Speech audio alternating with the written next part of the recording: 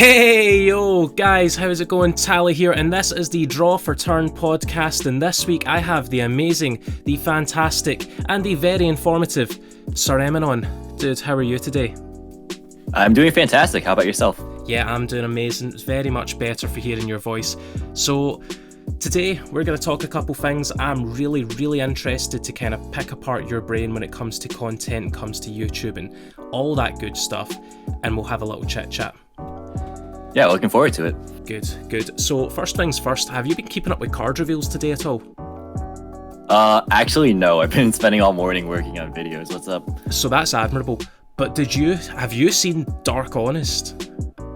Oh, I did actually see that one. Yeah, it's like the corollary to regular Honest, but for dark monsters. Yeah, and honestly, like, it's such a simple effect that I'm kind of shocked as to why every attribute doesn't have an Honest, but the artwork's so sick on it. Like, that looks really slick. Yeah, that's probably like the only reason I'll ever play it. Not that it's not a good effect, but by God, it's gorgeous. I just thought I'd check, because some really cool stuff came out today. Some AI support, Red Rose nice support, love it. But yeah, for our actual questions, for our real kind of deep dive into Sir Emanon himself, do you want to tell us a little bit about kind of what you do on your channel, just in case anyone here hasn't ever watched a Sir Emanon video before and done themselves the disservice of not doing so? Yeah, sure. So I tend to focus on the more competitive side of the game. It pertains to primarily things like dual commentaries of both my own gameplay. I have a series called Road to 1000 Dueling Book Rating, where I kind of catalog my own progress and try and obviously hit that mark. Generally, I try and pick apart very specific lines of play, and I delve very much into detail. And then similarly, I also tend to kind of watch other people play on Dueling Book as well, just to see what the metagame is shaping up to be. I also host my own tournaments and do feature match commentaries on those. And I also have a budget series called Cheap Competitive Contenders, where I try and apply that same mindset to the more budget-conscious audience, which I think is something that is kind of missing from YouTube in general. Mm-hmm. No, I totally agree there.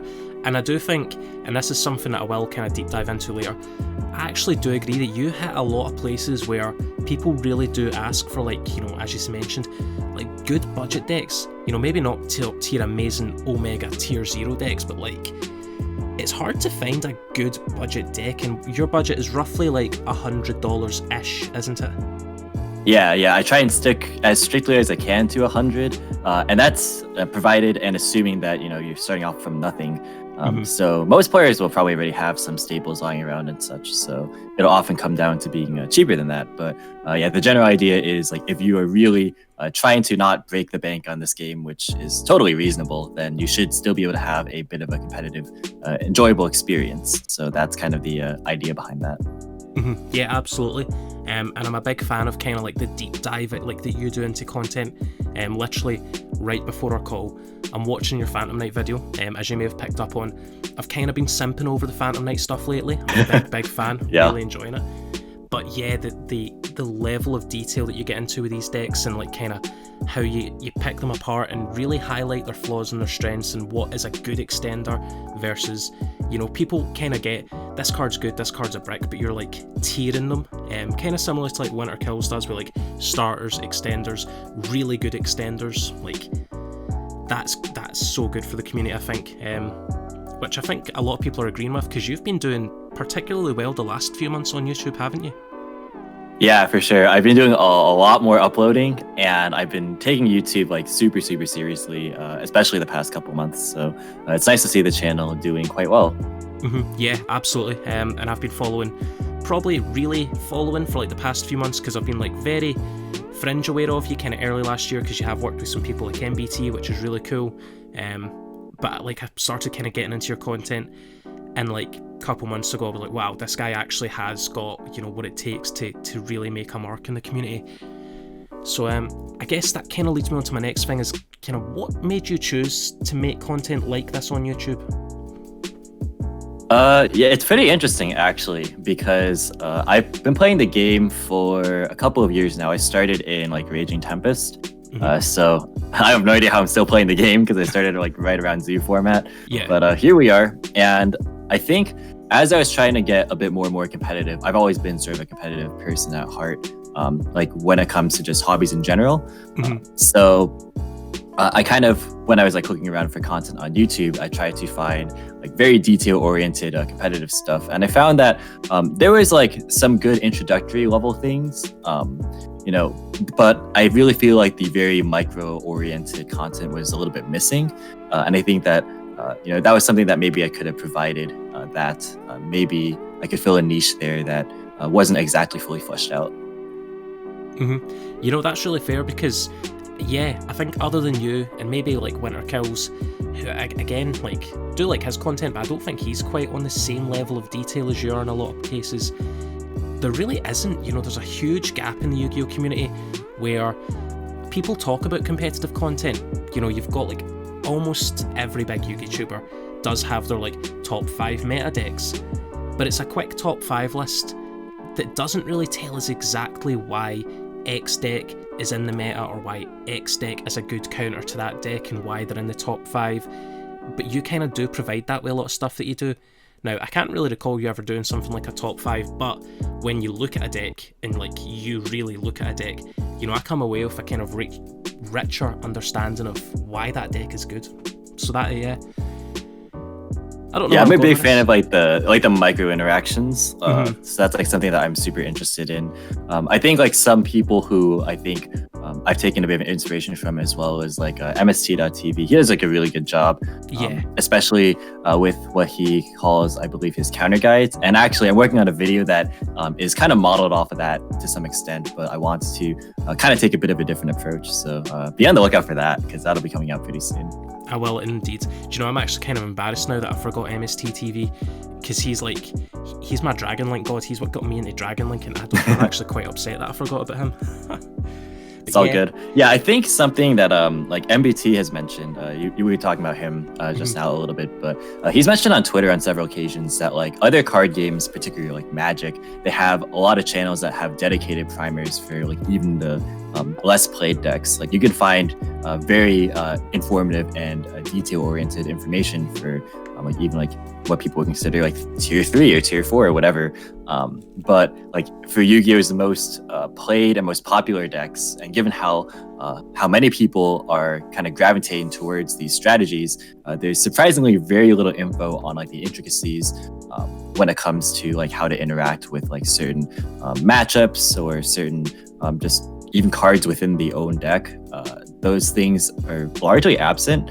So I think, again, that's something that I hope I can help to at least try and spur some development and innovation in that respect. Yeah, and I think that's a really good point. I think really a lot of our content in our community, and I'm kind of really guilty of it of myself, kind of falls into almost this trifecta of here's a deck profile, here's a how to play that deck, and then here's maybe some like top 5 techs for that deck, and it kind of falls in that trifecta really regularly. And it's very kind of surface level at times. It doesn't really dive into what some people may need to really fully understand the deck.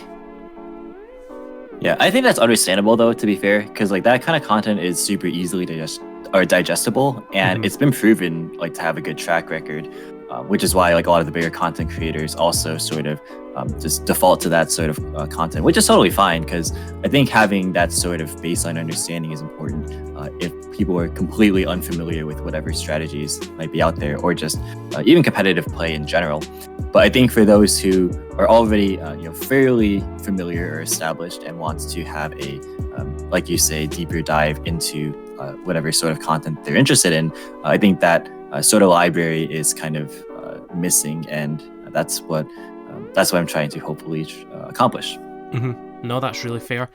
Now, when it comes to like making specifically meta content and trying to grow a channel based off that, like have you found that more difficult than if you were to do something a bit more mainstream, like a sealed only, kind of the standard top 5 lists, top 10 lists, kind of the more mainstream content that you see? If I'm being honest, I've never like actually even like considered it, because of the fact that I enjoy making detail-oriented content so much. It is time intensive for sure, but I actually think that I would just naturally want to do it, which is why obviously I'm doing this to begin with. So maybe it would be easier in terms of just like the overall workload or what have you. But I don't know. I think that the way that my content is right now is totally fine. No, absolutely. And that's not me saying, you should make more mainstream content. As I've said, I'm really kind of glad you make the content that you do, because you kind of do come away richer from everything. But yeah, so that's a bit about you. That's kind of your background. But one thing that I've really asked myself, especially watching your videos, and it's kind of the progenitor to this podcast, was like, what goes into a Sir Emanon video? Like, what do you do to prepare? What sort of gameplays do you look for? Do you take notes or anything? Or is your reactions very raw? Feel free, just tell us as much as you can about that. Sure. So actually, one of the things that I do that I'm not sure if other content creators do, because I don't actively look for it, but something that I abuse like a lot is the community tab page. Like, I've gotten comments actually saying that I post too much, but basically I ask my viewers a lot what they're interested in seeing. I put out a lot of polls in particular. And so I really try and build sort of that relationship between my audience members and myself. And that allows us to kind of forge this community where I kind of understand what content they're looking for in terms of what decks they want to see. And that helps me to produce my own content in return, because now I'm like able to look for X deck if I'm like just spectating on like Dueling Book or whatever. Like, as for kind of the, I guess, like underlying mechanics, if you will, I'm not sure if that's the right word, but as far as what actually I do for like watching certain replays for like Inside DB Rated, that series. Usually I like use the search function for Dueling Book, where you can actually type in specific cards, but I'll just type in like an archetype name. Like, say if I want to watch like a Drytron replay, I'll just type in Drytron and like see what the highest rated player is who's playing right now, and then I'm just gonna sit in there. I usually try and like tab out, that way I don't actually spoil myself for the game, which does keep my reactions kind of more on the raw side, as you mentioned, because I like to sort of be able to analyze on the spot to some degree. But that can also differ for various series as well, where I have, as I mentioned earlier, my own gameplay series, Road to 1000 Dueling Book Rating, where that obviously I know what's happening because I play the games, right? So that's going to be a lot more kind of retrospective, where I really sit down and kind of, I do try my best to like watch the replay multiple times over and then think about what I want to discuss as far as like maybe misplays are concerned, or various optimal lines of plays, reads, things of that nature. So yeah, it really just depends on what kind of video it is, but ultimately I think the most consistent thing is that I try and keep my viewership in mind, or my viewers themselves in mind rather, in that I want to make sure that it's content that is, just, I kind of don't like using the term on brand, but I guess it's most appropriate, because I've kind of built myself on just this idea of being very detail oriented and such. So as long as it kind of, fits that same sort of identity, then that's kind of just what I'm happy producing. Yeah, and I like that, especially talking about your community tab, right? And I was actually going to bring this up. You use it a lot, which I don't actually inherently think is a bad thing, because you use it very constructively. As you said, you use it to provide content that, your viewers would find particular value in, which I really appreciate. I've even found myself, and I've seen other kind of YouTubers really use the community tab as like a, by the way, check this other thing out, or check out this creator, or check me out, I'm on Twitch or whatever. But you actually do use it probably the most as a community tool from anyone I've seen. And I guess there's a lesson to take away from that, especially, as I said, I admit to the kind of spammier side, but you use it really constructively, and I really like that, because as you said, it brings your viewers the stuff they want to see, literally. Yeah, I think that's like a cool feature, because I don't know, I'm like a very kind of statistically driven person as well. So for me, part of the enjoyment I get is actually just like watching the percentages, and I get surprised sometimes by like what people gravitate towards. Like, there's maybe I'll like throw in a certain deck as like an option to see like, oh, maybe somebody will like be interested in this, and then it ends up winning the entire poll. So I like looking at those numbers and seeing how they change, and like how people kind of I don't know, just think in general. So that's something that's interesting to me personally. Absolutely. Now, you've mentioned just there being a bit of a statistically driven person, and I I can kind of get on with that as well. And I don't know if this is like just a YouTuber thing, or it might just be me being actually literally insane.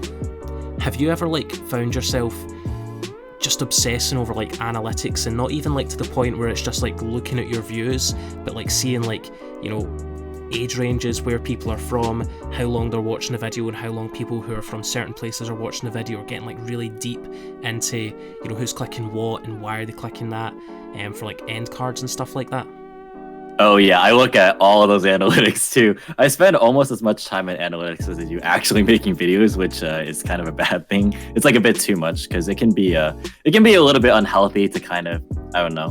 Because what ends up happening sometimes, I don't know if this is true for you too, but I sometimes kind of like define the worth of certain videos based on how they're performing, and like that could not be the best approach maybe, but yeah, I do definitely look at the analytics tab a lot, and I like check in and see how exactly videos are comparing, and like I look at, again, like you mentioned, all those metrics of how long people are watching, and like what prompts people to click, and you know, what have you, like where the views are coming from too. For example, like if I need to work in like SEO versus like thumbnails, things of that nature. So it's a lot of things that go into kind of YouTubing. I'm sure a lot of YouTubers can relate, just in general, because that's kind of the driving force behind how YouTube works, is like trying to crack the algorithm. But yeah, that's kind of, I mean, I'm definitely with you right there. And you know, like a point you made is like kind of the almost unhealthy aspect of like assigning worth to something based on its analytics. I get so bad with that last year. So as you know, world's pretty much in a massive lockdown, just in case anyone hadn't heard, by the way. And like kind of this time last year, as it was starting to kind of become apparent that Rona was a thing, I started to just put a lot more time into it. But as Rona kind of went on, and that impacted, you know, kind of similar to many people, my drive, my mental health, I stopped putting as much effort into videos, kind of subconsciously. But that then, of course, led to the impact on all the analytics, and that like really messed with me for like 2 weeks. Fortunately, I've kind of been able to get past that and just assign personal value to videos, where I'm like, nah, I like that video, might not have done the best view-wise, but I'm happy with it. But for a while, like it was definitely a thing where I was like, damn, this video only had like 100 views in 2 hours. It was a failure. I wasted my time. And you know, I'm kind of glad that other people have felt that too. Not that they felt bad, but like, you know, that solidarity. Yeah. Yeah, totally. Because I also had a period in 2020 where I took a break from YouTube. Partially because I was disinterested from the game for a little bit, but also because, again, like just the whole, I guess, YouTube grind, if you will, sort of took its toll. And that definitely is a very real thing. Like burnout is like a phrase that gets thrown out a lot, but it definitely is a very true phenomenon. And so I think it's important to kind of maintain that balance of like definitely taking pride in your work and making sure that like it's stuff that you can truly be proud of, versus just making things that, you know, you're happy with. Absolutely. Kind of where it became really, you know, something I was able to do was the Fluffle 100 duels that I kind of did like last October. That didn't do particularly amazing like views wise, but that was possibly like the most fun 100 duels I've done so far, because Fluffles are just fun. So like 100 duels of that's honestly just like a treat. Not the best deck ever, but they're so fun. So when it didn't do amazing, I was like, screw it, I learned a new deck and it's so fun. Yeah. Oh man, your 100 duel series is like super cool. I think that's also something that's pretty unique, and I think that like it's so crazy that sometimes you could put a lot of effort into a video and then it doesn't end up performing well, and then sometimes you just put out a video that like you spontaneously created on the spot and then it ends up doing the best. So like sometimes it's really just up in the air. I definitely can relate to that, but ultimately, yeah, like you mentioned, you're just having fun. If you learn something, if you take something away that you personally value, then I think that's the more important thing. Yeah, absolutely, man. And I hope anyone that is kind of a content creator listening, if you have been in that position, like, don't worry. Eventually, you know, you two will hit that of like not caring at all, having fun position again, and then it'll be all good. Now, one thing you did mention earlier, and it was like kind of Tombox of MST, that kind of inspires you a little bit. Is there anyone else in the community that you kind of look to for a little bit of inspiration, or if you're kind of just in a slump or not really knowing what kind of video to make, is there anyone you look to for a bit of pizzazz? It's kind of interesting because inspiration, I think, can mean a couple of different things. I watch a lot of content creators, at least for yugitubing, who create very different content to me as well. Just because I find that they have qualities that I might personally lack. People like MBT and Simo come to mind, where like they have a lot of charisma that I don't radiate as much of, like, because obviously I'm more of the informative kind of person, right?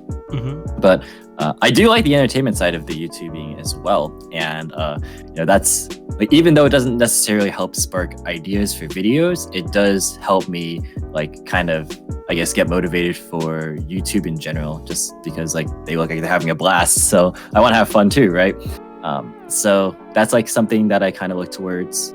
As far as, I guess, content is concerned, I do, like I just mentioned earlier, as you just brought up there as well, MST.TV is a big one, and honestly, it's just it comes a lot from just my overall interest level in the game, because I do try my best to kind of make content that I feel like I have a good cycle of content right now, as far as like just my overall series and what videos I'm producing overall.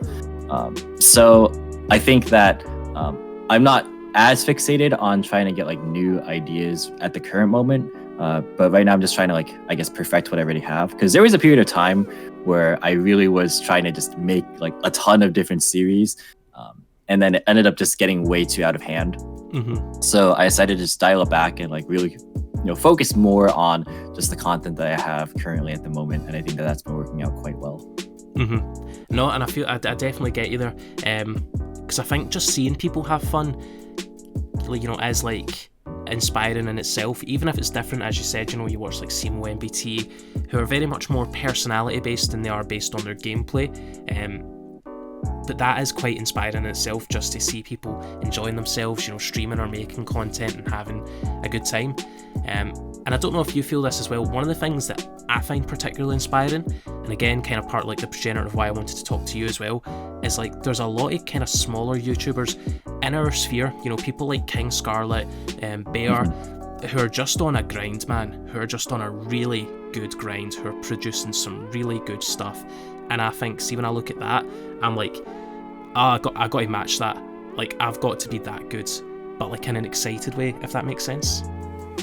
Right, yeah, exactly. Seeing all these people, like all these up-and-coming people, just put so much work in, is really, really inspiring. And it's a shame that, sometimes it just doesn't get as recognized as it should.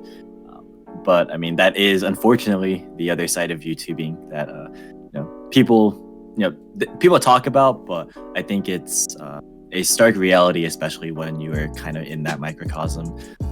I've definitely been there where it felt like I've been working really, really hard, and just efforts weren't really being noticed. But I think the most important thing there is perseverance for sure. But I mean, as you mentioned though, like just kind of the smaller community trying to encourage each other, I think that's also a pretty important thing as well, because we kind of interact as well quite a bit on Twitter, and I think Twitter has become a really cool place for yugitubing in particular. Yeah. Because like even when I was like starting out, or like starting to take it a bit more seriously, which was around, I would say, September 2019. Like Twitter was definitely there and present, but it's not what it is today. Like what it is today is like just a super tight knit community where pretty much everybody knows each other, and it's really cool to see like all sorts of I guess personalities interact, where we have like big tubers and smaller tubers kind of just having regular conversations. That's really cool too. Yeah, and that's a really good point, especially about Twitter, because I find like, and I don't know what best way is normal people Twitter, I guess, like my non-Yu-Gi-Oh Twitter, I had to like totally abandon it. Everything was so toxic, and I just couldn't understand it. I literally followed the people I liked from high school, and it still devolved into just something that was really negative. But Yu-Gi-Oh Twitter is just a whole nother beast. It is actually one of the most positive places I've interacted with, probably on any social media. Yeah, I would actually totally agree. Like, it's so positive compared to like especially like Reddit, but even like YouTube. Yeah, I really just love Twitter. Like it's something I look forward to checking like on a very regular basis. Yeah, 100%. It went from like lowest screen time on my phone to like one of the highest, just because, and as well, like you said, a lot of the bigger YouTubers interact with the smaller guys, and it really like lowers that veil, I guess. You know, kind of the Wizard of Oz moment behind these giant kind of figures is just really chill guys and girls. Yeah, for sure. Because I actually was able to kind of have a nice conversation with Team APS the other day as well. Kind of, we were just talking about like YouTubing and things just in general. We were actually talking a little bit about like how maybe we could try and make competitive YouTubing a little bit more mainstream, which is pretty interesting. And I've taken some of their advice too. So yeah, it's nice, as you mentioned, kind of like, I guess, closing the gap. I kind of don't like using that term just because it kind of implies that there's like a disparity in like, I guess, overall worth. But in terms of just like the way people view like larger creators, you know, it's, you know, it can't really be helped, right? Like a lot of people just kind of look up to these figures, right? Mm-hmm. But Absolutely. just seeing that they're regular people, like that's really, really cool. Yeah.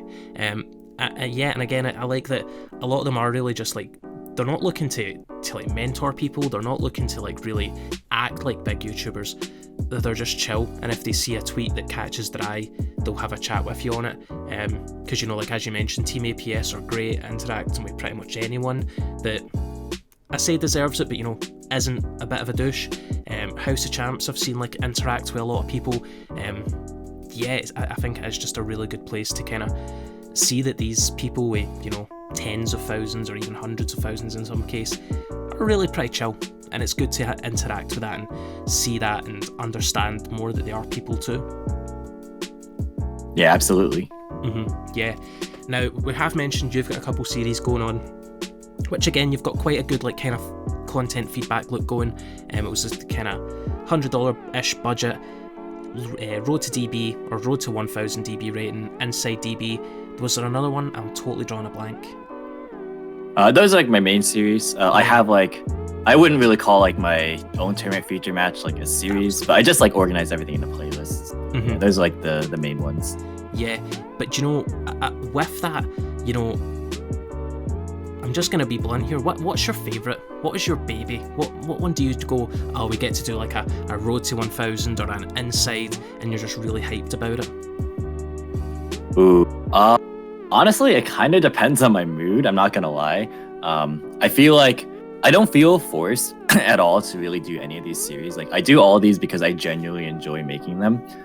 Not necessarily like, obviously they do quite well, and I don't think one even like necessarily outperforms the other, like categorically. But I would say that Road to 1000 Dueling Book Rating is kind of like my, if you want to call it my baby series, you can call it that, because it's the one that I started out with, and it's like it was actually inspired off of a non-new YouTuber.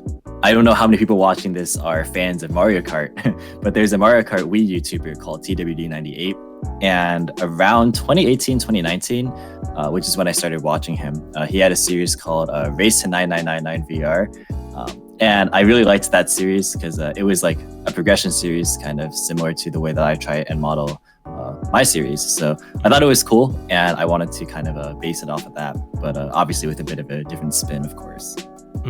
No, that's fair. And you know, you mentioned the idea actually came from outside yugitubing. Do you know what? I think the best ideas in our community have actually come from outside yugitubing. And I promise we'll circle back to Road to 1000 because I do want to talk about that a little bit more.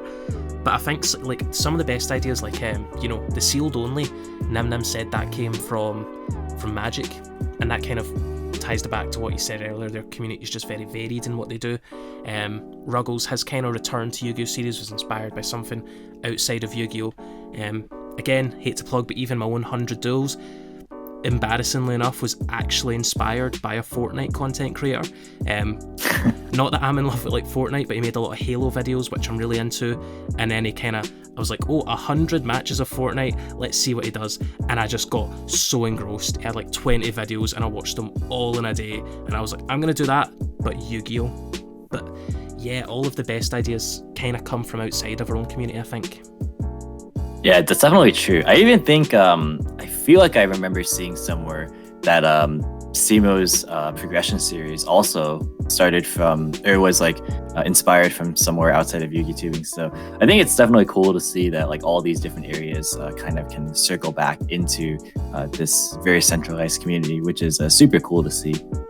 Absolutely. And I think when you apply something like that, from outside our community and bring it to Yu-Gi-Oh, I think it really does a lot for the community. I think it's something really fresh, really new, and then what it then does is it causes a huge amount of inspiration, which some people will take a series and expand on it, because it kind of like came from Simo's progression series, and then he kind of had like the side one with MBT, which then MBT took, and now he's got the progression playoff, which introduces kind of newer friends to the older style and kind of the evolving aspect of Yu-Gi-Oh, and it's really cool. I could probably talk about that with everything that's ever come in, like Sealed Only was Nim Nim, now Revs is a big name in that, but I think it just inspires a lot of people to kind of take action and be fresh. Yeah, I actually remember back when I was first kind of starting out with like, not Yu-Gi-Tubing, but like just as a player and watching YouTube. I remember Rank 10 Yu-Gi-Oh was one of the people who kind of criticized Yu-Gi-Tubing for being like very stale and formulaic, and the bar was set like relatively low as far as like just creativity was concerned. Because I feel like back a couple of years ago, everybody was literally doing the same content. And like there was like not nearly to the degree that we see today in terms of just variety. And I think that the ability to kind of expand creative outlets and just sort of evolve various ideas, even if it's like, derived from a series within the Yu-Gi-Tubing community itself, I think it's totally fine to have different takes. And like, for example, Sealed Only, like that's definitely nice to see. Yeah, 100%. Now back to what we were saying kind of before I went on a tangent there. Apologies. Road to 1000. No worries. So you mentioned that came from like watching a Mario Kart Wii player. So when you kind of develop this, I think that there's an inherent kind of story to it, which almost, in my opinion, because I'm massive on like how certain series develop a story, which I think a lot of the current kind of big series are just have that story built in, especially when it's against two people, but it's just kind of yourself on that journey. Is that something that you consider, that there's a story aspect to this, or are you kind of still just looking at it as a platform to give people information and provide value that way? I think if you asked me this question even 2 or 3 months ago, I probably would have told you like the latter answer in terms of it's just like a repository for information. But I actually restructured the series for this current format in a very different way. So basically what I'm doing now is I'm actually like taking a deck and I am looking at it for like a week or 2 weeks, probably going to be 2 weeks in the future, to be honest, just because I have fun with this quite a lot. But I'm going to like really, sit down and dissect that deck and try and like tear it apart as much as possible. And then really dive into the intricacies. And that creates a bit of a narrative there where I feel like because now I'm showing my deck lists as well and how they change episode to episode, like that's kind of a cool sort of storyline and progression. And like the whole introduction of my siding process, that's something new as well. And then all of that culminating into the deck profiles at the end, where I really talk about card choices and the way I build from the ground up, like starting from empty basically. So I think all of that has kind of tied together a greater narrative that I didn't previously have with the series, and I'm a lot more satisfied with making it now. Do you know, and I have kind of noticed that a little, because it wasn't necessarily, I think I've seen it a bit in the Phantom Knights, but especially the one you did before this, it was Mech Orchestra, wasn't it? Yeah, it was. Yeah, so I kind of seen in that you were kind of mentioning, last episode I did X, Y, and Z, but now I'm playing, I think it was like you took a couple cards out, and it's as simple as this, to build a story. You took a couple cards out to add Cosmic Cyclone in, because you were starting to see that it's a bit more of a back row heavy format, especially in kind of the lower tier rogue aspect, where I don't know if you would agree with me, but I feel like almost everything is like something Dogmatica Eldritch. Yeah, for sure. Those engines are very prevalent. Yeah, but yeah, even something as simple as that is, showing how the deck progresses does include a bit of a storyline to it, and it kind of shows, your knowledge of the deck, how you're approaching it, and I actually do think that's really good that that's now been introduced. It didn't really click that you've introduced it with me until you mentioned it, but then it goes, so he did, because now it, like, you can see it, especially, you have mentioned it in the Phantom Knights ones, I just couldn't pick a particular example, but I like that again now there's a bit of a storyline and you're capitalising on that, because I think something like, you know, a journey just really inherently makes something really watchable when you're like, okay, that was episode 1, how did he do in episode 2, you know, how are we going to get to that 1000 DB rating, which I've, and maybe probably some other people watching, I've never experienced the grind to get to 1000 DB rating. I don't even know how easy or difficult it is to get there. So could you elaborate on that for us and kind of expand on that aspect that people maybe understand it more? In terms of like the grind, you mean like how hard it is to actually get there? Yeah, what's the grind like?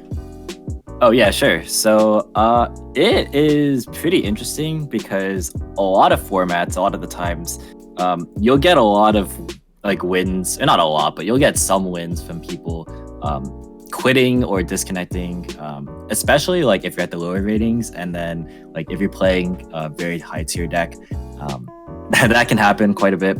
But as you get into, I'd say around maybe the 500s, 600s, things start to get a bit more challenging, where people become a lot more familiarized with what they're doing.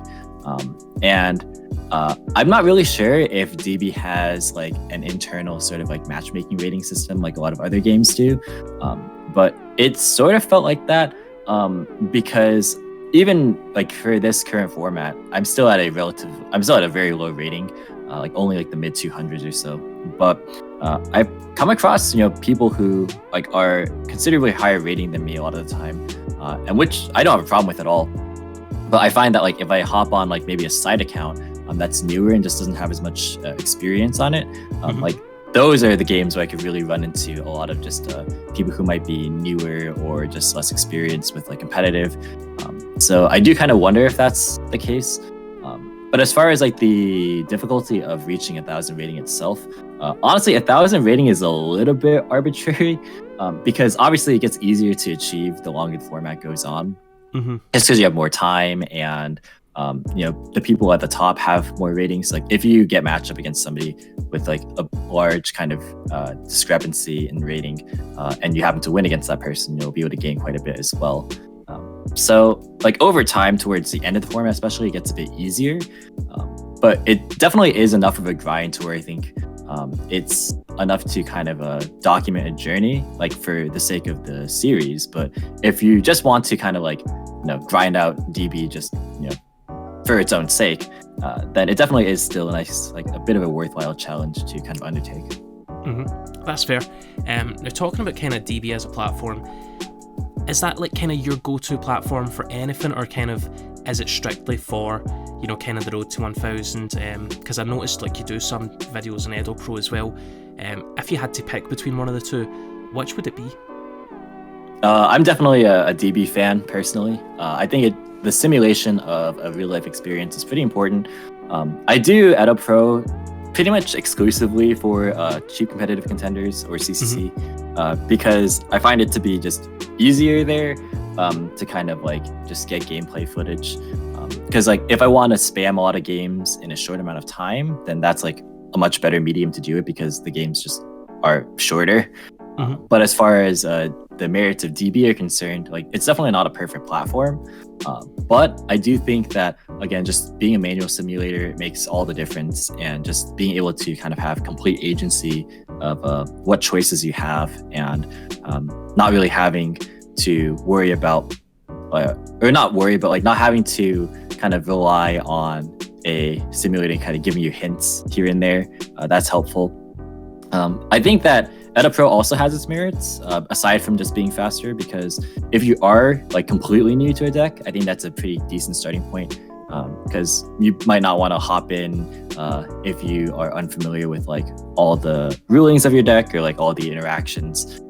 So like it might be a good place to kind of get your feet wet. But I actually find that a lot of times on Edo Pro I actually play worse because I kind of become lackadaisical in my play. And I don't actively, like, it kind of makes me a little bit lazier, if you will.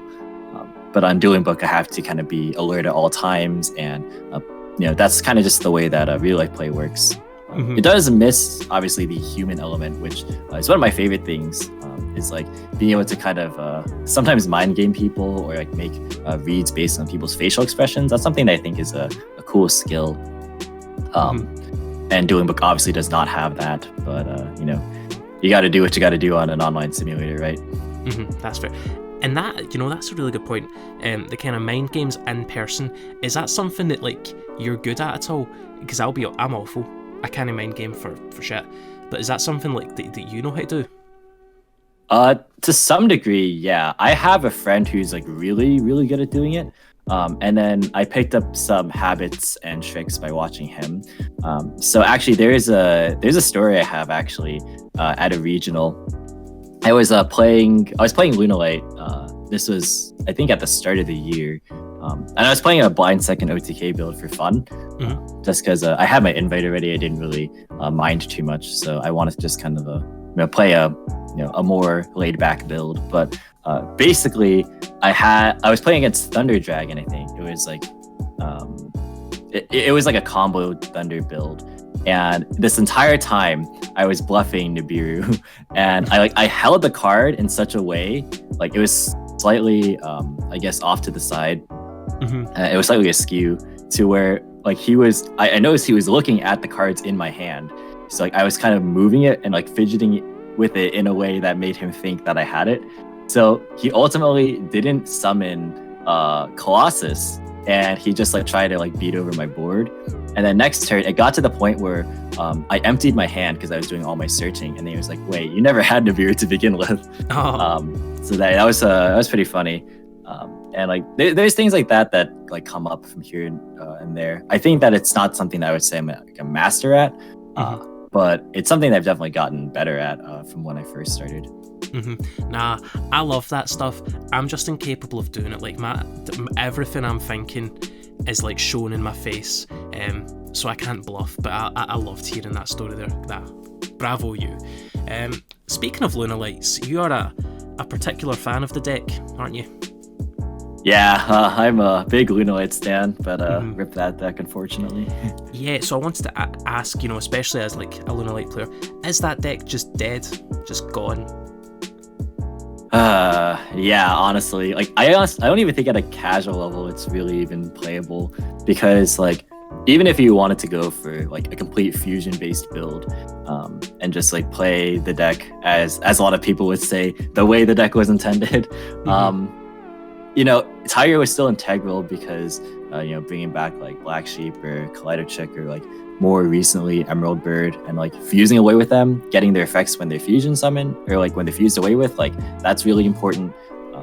It was just so essential to just the way the deck operated that like I was using Tiger a lot even before the deck got its new support, which like made it even more abusable. But like I remember back in the day with like even Zodiacs, I was popping it with like Trident and stuff. So like there was always cool interactions with that card, but there's not really a good replacement for it. And as long as it's banned, I don't think it's ever really going to be playable, unfortunately. Okay, no, that's fair. Now, I might be speaking out of ignorance here. Is it one of those cards that now, after maybe a year, I say this about Astrograph all the time, like is that card okay to come back? Alright, so I'm obviously biased, but I do think it can come back because we've seen the evolution of combo decks in 2020, especially post Needle Fiber, where like decks, it's not as good of an example this format maybe, but last format was a super good example where like if you were a combo deck, you either have to be a Dragon Link where you have all one card combos that like basically are really easy to play through hand traps, just having X number of extenders, or you need to be an Infernoble Knight, where even though your combos require 2 cards, your cards fulfill multiple roles. So you can think of a card like Oliver or Renaud. Those cards basically allow you to either extend or start, or just fulfill whatever niche you have to, mid combo or at the start of your combo, doesn't matter. Like, they can be used basically whenever. And very interchangeable.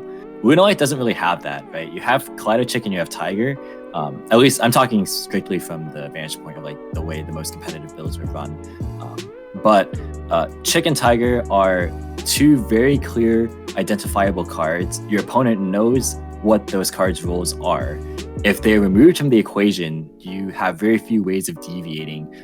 And it makes it so that if you open, like, say, duplicate copies, like Tiger is different, obviously, because not a hard once per turn.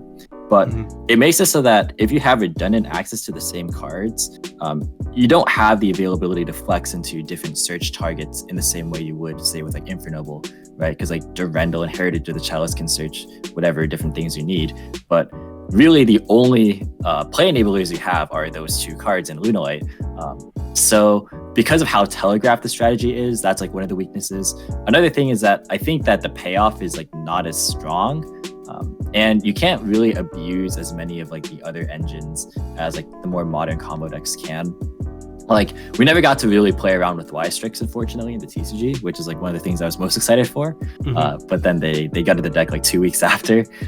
However, I don't think that like that's necessarily inherently stronger than just like going fiber combos, for example, or just the things that Drytron or Virtual World currently are doing. So I do think, honestly, the deck can come back, or the card can come back. But I don't know, as a player, I was a little bit sad, but as a content creator, it was actually like a really good blessing in disguise. I know I'm kind of going off in a bit of a tangent here, but no, fire away. Yeah, but like the reason why I actually was cool with it from a content perspective was I felt like when I was doing Lunalight content, I was basically only doing Lunalight content, and it was really, really limiting in the types of videos that I felt that I was able to kind of make. And I also like thought about it and was thinking, well, there's only so many people who will care this much about this particular deck and nothing else. So I felt that in terms of long-term growth and just overall like the channel longevity, it was really going to be a bit of a hindrance. But like, as long as the deck was there, it was a deck I was known for. It was a deck that I got my YCS top with. So it's like, well, I kind of feel very shoehorned into playing this deck simply because that's just what I was known for at the time. But ever since that deck obviously just flew off the map completely, I felt a lot more liberated and able to just make other things that I maybe not necessarily was prohibited from doing. Like, nothing was stopping me from making those other videos, but I was like, why would I make those videos when these Lunalight videos are performing well and it's what's expected, and I did still enjoy making those videos, right? So it was nice to just be able to have a complete diversion that I honestly didn't appreciate at first, because I was like, well, what am I supposed to do now? And that is partly what contributed to my couple month break there in 2020. But then I kind of like started to open my mind a little bit and realized that there were just a lot more options that I had available to me. So I kind of expanded my horizon from there. I'm really glad you kind of went off to the side there, because I think that's something that a lot of YouTubers end up, kind of facing in our sphere. You've got your favourite deck, and why wouldn't you make loads of videos about your favourite deck? And it ends up becoming a deck that you're known for. Kind of people like Coder and Bear, you'll think of them, you think Unchained. Yourself for a while, you think of Sir Emanon, you think Lunalight. Even me, to an extent, I've been told, oh, you're that hero guy. And it does become kind of constricting. You kind of feel like there's other decks out there, but why wouldn't you just make a video on your favourite deck? Which very similarly caused kind of my side of the burnout that I had. I'm just making hero content, I'm just going to end up a hero guy. And while I still love heroes, favourite kind of not meta deck will always be my favourite not meta deck. Sometimes it is very healthy as a player to branch out and do something different, and as a content creator, even healthier. So that I'm so glad you brought that up. What we talking? Yeah, absolutely.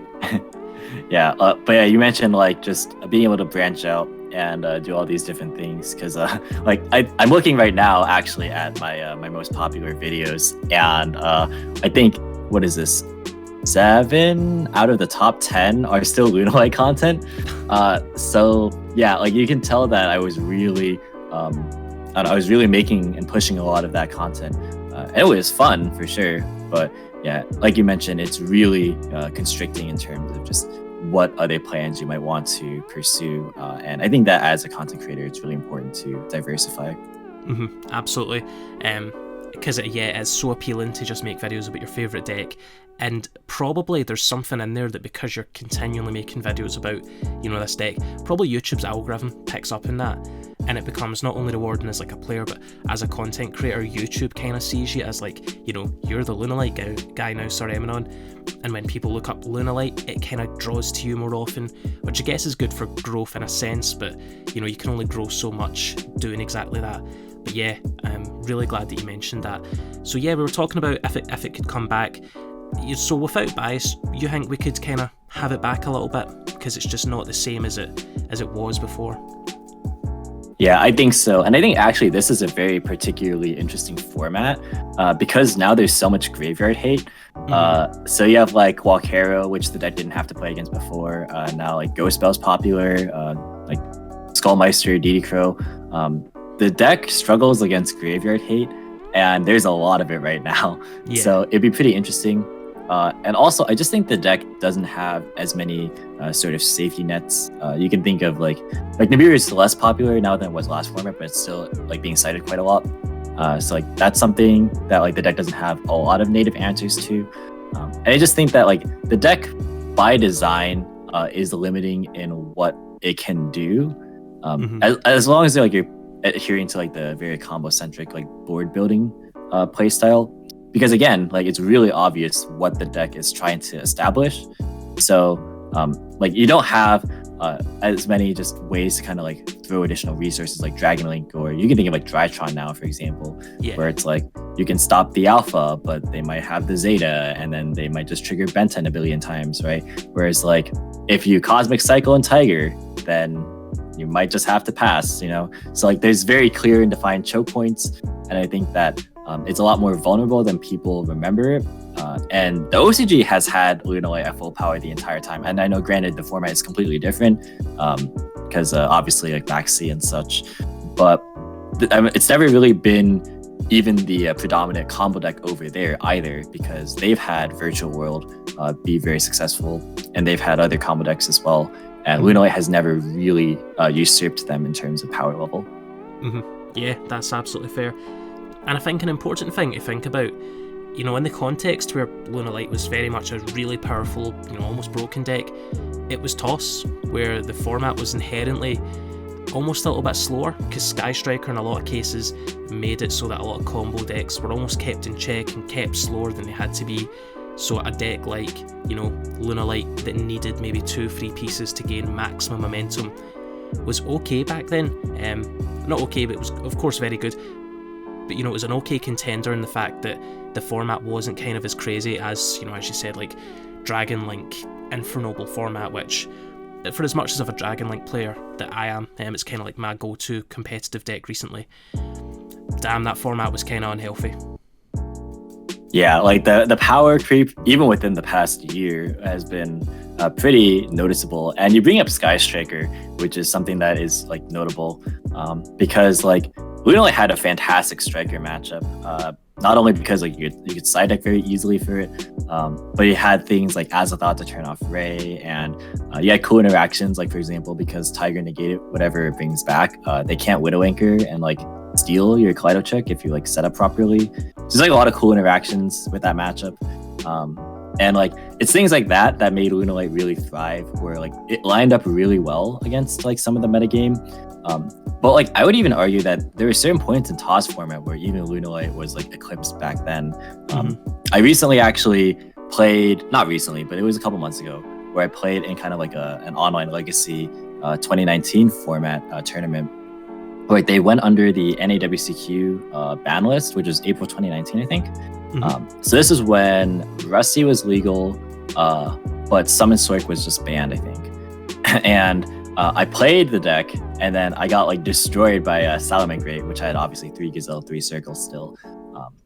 Because I think the deck honestly just still had some difficulty in terms of like keeping up with the resources that other decks could output given the amount of resource investment. Like a single Gazelle accomplishes like a lot, like comparable to what a Chick Tiger could do. And obviously like, Dweller is annoying too, but yeah, it's like things like that where the deck definitely, even though it was strong and has very broken interactions, like I'm not gonna claim that Tiger is a balanced card, but I will say that the deck as a totality has very, very much areas in which it can be exploited if you just have the adequate knowledge to kind of combat it. Nah, that's really fair, man. I appreciate your insight there, because as a competitive Lunalight player, I kind of learned a couple things. I always do when I watch like a U video, and now that we're talking. But yeah, that was really insightful. I'm glad kind of we went into that. Now, I think the final thing we're going to talk about, so I don't steal too much of your time today, and this could be quite a loaded question, this could be a half-hour topic in itself. What's the end goal for you, bud? Like, what is the plan for YouTube? Is it gonna be a full-time thing, or is it gonna kind of just be a hobby that you kind of pursue for a while and just maybe keep consistently? Do you want it to evolve into like game commentary for like something else? Do you want to do like a YCS? I understand I just threw a lot at you, so take your time, dive in. What's the end goal? Yeah, so this is actually something that I've been thinking quite a lot, and 2021 is a pretty exciting year, and it's going to be a pretty important year for me because it's going to be my last year of uni. I had a bit of a kind of a weird kind of schedule, so I'm going to be graduating in fall 2021, which I know is like a weird timeline, but it lines up well to where like by the end of the year, I'll be able to see after I graduate, which will be in about December, like where my channel is at, and then kind of make the decision at that point. I would love to go full time in terms of either content creation or just being able to do something maybe related to social media. Because if I'm being honest, like I do enjoy what I'm majoring in school, which is environmental science. But I'm not sure if I could really see myself in a long-term career. So I would like to pursue something that I'm extremely passionate about, which is, as it currently stands, just being able to create content, really being able to analyze things, even like some skills that I've developed in terms of organizing my own tournaments. I've actually been able to learn a lot of the math behind that as well. Like that's cool, like being able to organize stuff. So like any of these skills that I've picked up along the way, like if they can help transition me into maybe a path, even if it's outside of YouTube, but just it's some similar scope, that would be nice. As far as YouTube itself is concerned, we'll have to kind of wait and see, obviously. I'm not really seeing myself in a position where I could do this full time anytime soon, but I would like to at least have the door open so I could just have multiple options. And then you also mentioned maybe like commentating at a YCS, which is something I would love to do. I would love to commentate at Konami events or like third-party events or whatever, because I just really enjoy commentating. Honestly, it's gotten to the point where sometimes I even enjoy commentating more than playing the game itself at times. So like that's like something that I wouldn't have expected the outcome to be when I like first started off. But yeah, here we are on like a pathway that has a lot of different branches, and I like that the options are open, and I want to kind of keep it that way. Priority right now for me is obviously going to be on school, but when everything is kind of said and done, I'll be able to kind of just take a step back, really see where I'm at in terms of my progress, and then work from there. No, that's fair, and I can definitely see, for the recent growth that you've had, which has been very good. I could definitely see like kind of 2021 being a really good year for you in almost all regards. As long as you keep your head in the books. Uni, I hope for you is going to go fine. Definitely wishing you luck there. YouTube, I could see you growing very successfully throughout the next year as well, and we're only at the start of the year, and I think that you've got 12 months of growth ahead of you, and I reckon it'll probably be pretty good growth because you're in a really consistent pattern, covering really kind of interesting topics. So I definitely think you've got a lot ahead of you in terms of the kind of commentary side of thing. Actually, I'm going to kind of go off on a tangent there. What's your opinion on things like PPG and Konami reaching out to content creators to be their commentators specifically? I think it's a great thing. Like I love watching, for example, Farfa was commentating one of the events, like last year when there still were events, obviously.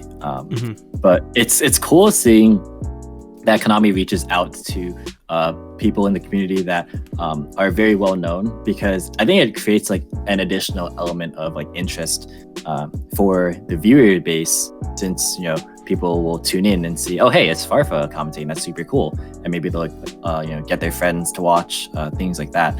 I think just having recognizable faces is like super important, and it's a big reason as to why I am an advocate for just a very open line of communication between just like Konami and like the community in general, which I think definitely in more recent years they've done a pretty good job doing that. And I look forward to when events eventually start up again, hopefully in the not too distant future, that we can continue to see that trend just kind of evolve. Absolutely. Yeah, because I think that was one of the most exciting things about kind of like YCS and PPG content, that they were moving towards like content creators, which I think one of the biggest benefits is, and maybe this is just me, when I watched a YCS and it's kind of like Konami commentators, I oftentimes find that while they might be really knowledgeable about the games, they don't really have the hours of sitting down with an audience to be really comfortable and flow really well, which isn't necessarily their fault in any way, shape or form, but I just feel like when you stick, like Farfa, Lithium, Darren Stevenson, Simo, MBT down next to each other to commentate, I feel like it does bring just a new energy, which is, to me personally, just a hell of a lot more entertaining. Even if they don't have the specific meta knowledge that these people might do, at least they can kind of just entertain more. It's easier to listen to them talk, if that makes sense. Yeah, I agree, because I think that as much as I personally love like the very nitty-gritty informative things, I think a lot of people who are watching the streams actually don't really personally prioritize this as much. And given the fact that repeating that, sorry, it kind of cut off there. Oh yeah. Oh, sorry. Yeah, I was saying that I think that even though as much as I personally enjoy just the very detail-oriented, like nitty-gritty aspects of competitive play, a lot of people really find their enjoyment out of tuning into a stream from just the way the commentators kind of react to things, or just the way they talk in general, right? And just given the fact that I think a lot of the content creators that you mentioned, like Lithium and Darren Stevenson, Farfa, and then for the PPG side of things, Simo and MBT, they all are already they're already working together, right? And they're already established kind of a working pattern or a habit, or just some sort of chemistry, I guess. It makes it, as you mentioned, just a lot more dynamic in terms of the way that they can bounce off of each other and things of that nature. So, I think if I were somehow fortunate enough to be called to cast an event, I would like commentate a bit differently from the way I do in my videos. That's not to say that I would like completely change my personality, but I would focus a lot more on just like what makes watching a cast as entertaining as it is. Yeah, if I'm honest, I don't think there should be a single event for the history or like the future of Yu-Gi-Oh, for all of Yu-Gi-Oh, that isn't entirely commentated by Triff. Yeah, I think that is quite important. Yeah, for sure. Like, I reckon we should get Triff gaming in, to get him drunk, get him on whatever they need to get him on, and he will be undoubtedly the most entertaining YCS commentator you'll ever see in your life. Imagine. I wonder if that would ever happen. That'd be crazy. I hope it does. I might have to just set up a bunch of bots to spam the Konami Twitter, but that's kind of my dream. That's my end goal. I just want Triff to do a YCS and commentate it. That'd be super insane. The turnaround. Now I'm going to think more about that. But dude, thank you so much for coming on the podcast. I really appreciate you spending some time with me. I really appreciate you diving into your insight and talking about what goes into a Sir Emanon video. As I said, that is very much kind of what spurred me wanting to talk to content creators in this format and just kind of figure out what makes you tick. But dude, I really appreciate it. As always, for everyone out there, if you like it, give it a like. If you love it, give it a share and tell everyone you know about Team Tally today, and more importantly, Sir Emanon. Dude, do you have any last words? That would do it from us. Definitely be sure to like, comment, subscribe, check out the rest of Tally's content, and thanks for watching. Thank you. As always, you have been amazing. I have been Tally. That's been Sir Emanon. Bye.